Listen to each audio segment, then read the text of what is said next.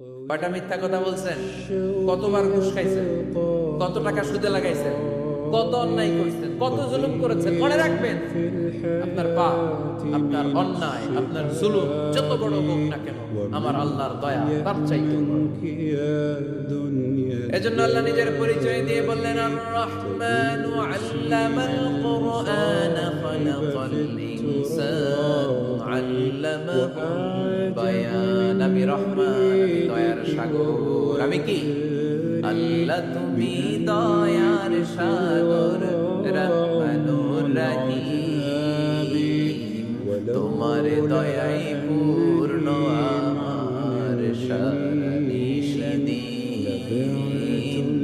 তোমার দয়াই পূর্ণ আমার সারানিশিদিন। আলহামদুলিল্লাহ পড়ে। তাহলে বুঝতে পারলাম আমার আল্লাহর দয়ার কোনো শেষ আছে?